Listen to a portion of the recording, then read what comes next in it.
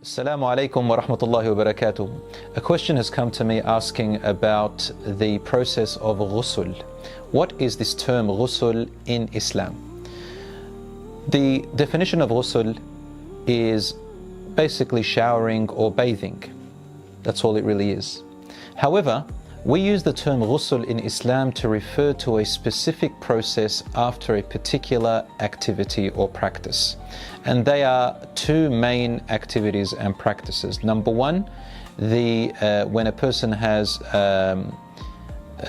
engaged in intercourse, if they're married, or a person has woken up, usually men have this, they're woken up with a wet dream, or after a menstrual cycle has ended for a woman. Then you do a process called ghusl, which means showering or bathing, before you will be allowed to recommence praying salat. Ghusl has to have the right intention. So when a person is going to wash themselves in a bathing process or showering, they've got to have the intention of why they're doing it. Someone asked me, if it's just merely showering, but without the intention, does that suffice? According to the majority of scholars, no, it does not suffice, and it is safer to go with the intention. But the intention is really nothing. It's merely an intention in the heart, that you're going to wash yourself in order to become spiritually clean, in order to go back and pray your salat and so on, other acts of worship which otherwise you couldn't have done. So for the men and women, it's the same process or the same method, with slightly differing views here and there, which I'm going to mention. First of all, it suffices to just let if you're under the shower, for example, a sprinkler, to let the water drop all over your body from head down to your toes, and that the water has to reach every part of your body, including the roots of your hair. Once that is done, then your ghusl is over. I know some teenagers, when I was a teacher, students ask me, what can I do when I am rushing to school and I've had a wet dream and then I can't have a shower?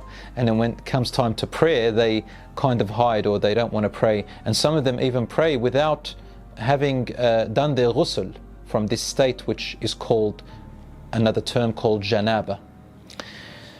So we had to rush to answer that question and say, listen, it's very easy. All you have to do is just jump in the shower, let the sprinkler go all over your body, 1 minute job, and it's done. So it's that simple for both men and women. Otherwise, if a person has made a mistake and gone out to school or work and hasn't done their ghusl, then they have to make up their prayer, of course, in something called qada, but this cannot continue this way. And of course, Allah pardons people for their ignorance. Now I come to the Sunnah way, the recommended way that the Prophet, peace be upon him, taught us to do the ghusl, which will give you more hasanat just for following the way of the Prophet, peace be upon him. Obviously, to us, ghusl is a form of worship because we do it for the acts of worship when we pray and so on.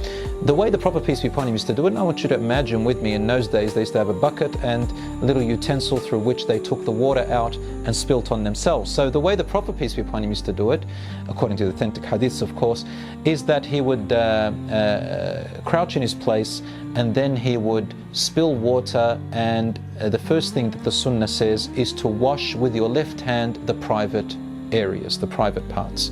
After you've washed the private parts with your left hand, then to make wudu, say Bismillah and make wudu. Now some people might be asking, hold on, can I say Bismillah when I'm naked? Can I say Bismillah if I'm in the toilet or bathroom? I say to you, yes, you can say Bismillah, but it is better to say Bismillah before you take your clothes off or before you enter, and that would suffice, inshallah. And if you don't feel comfortable saying, you don't have to say Bismillah. The point is, make wudu per normal. The Prophet, peace be upon him, is to make wudu and leave his feet to the end. Why? Because of where he is standing and where the water ends up spilling, because there will be dirty water around his feet, and he would leave it to the end. But for us, just under the shower, the sunnah is to make wudu fully, and then wash your head along with your hair to the roots of your scalp 3 times. Now if you've got hair which you've tied up, especially with women, because generally we know that women have long hair and sometimes very hard for them and they don't want to untie it, they probably have braids, for example, then the scholars are agreed that there's no evidence to say that she has to unbraid her hair or untie her hair. So long as the water gets covers her main scalp and covers the majority of her scalp after janabah, which is after intercourse, then that is okay. And some scholars said if it's after the menstrual cycle, she should try her best to get the water into the roots and the scalp, but there is no real evidence to say that specifically. So both men and women to try and get the water into the scalp, let their hair be soaked and the water get to the majority of the scalp, and that inshallah will suffice. After that, to wash the right side of your body 3 times and then the left side of your body 3 times, and leave your feet to the end. Now, as I said, the reason the feet were left to the end was because in the olden times they would be sitting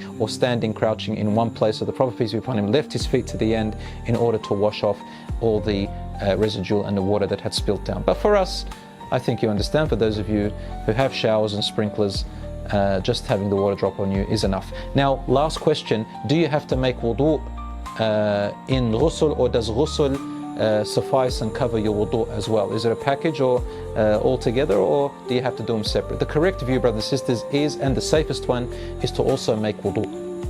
So make the intention for ghusl in your heart and then the intention for wudu while you're in the shower, and inshallah you can pray straight after it. I hope that answers your question. Wassalamu alaikum wa rahmatullah.